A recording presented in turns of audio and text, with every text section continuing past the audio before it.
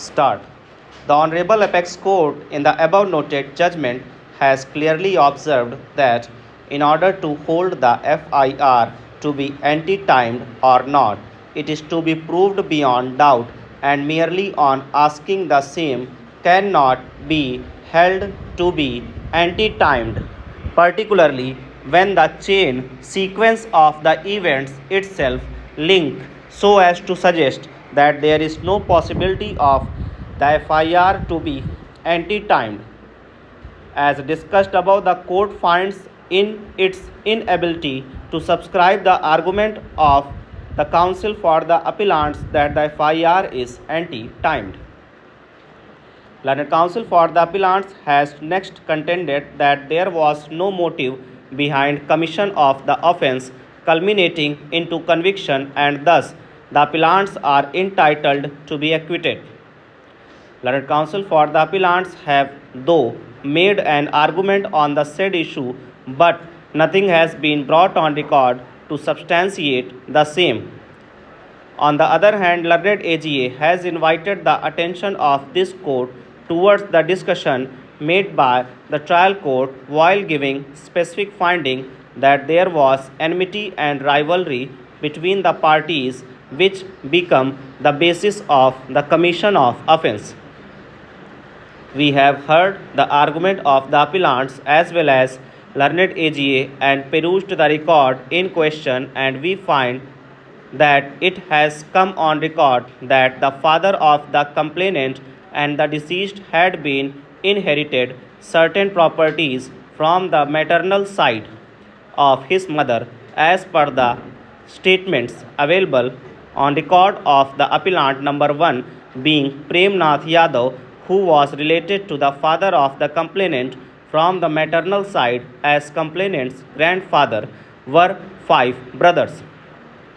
One of them whose son was the applicant number 1, and when certain landed property was inherited by father of the complainant, then the same become eyesore of Prem Nath Yadav being appellant number 1.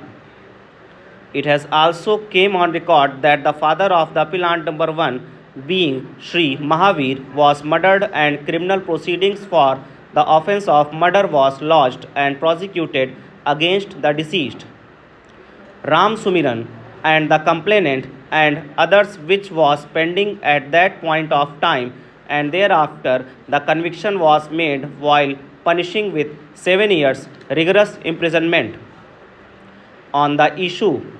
which also assumes much importance, is relatable to the fact that the murder of the father of the appellant number 1 being Mahavir was committed in the year 2001, and the incident relatable to lodging of the FIR for committing offence against the appellants is of the year 2002, meaning thereby it is a clear-cut case of motive being attributed to the appellants, as it is a matter of common knowledge that whenever a person receives a blow on account of death of his blood relative, then obviously enmity starts residing in the heart.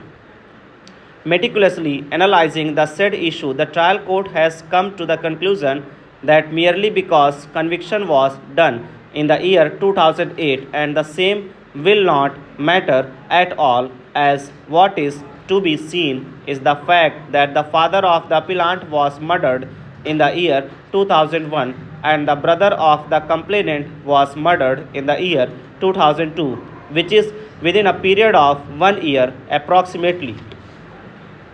In the statement so made under section 233 CRPC, the appellants themselves have come up with the stand that there is a rivalry with the victim complainant, and once the same being the position coupled with the surrounding factors, the entire theory so sought to be propounded by the learned counsel for the appellants that there were no motive assigned behind the said offence is patently misconceived, as this court has no hesitation to accept the view taken by the court below, and there is no reason to disbelieve or discard the same.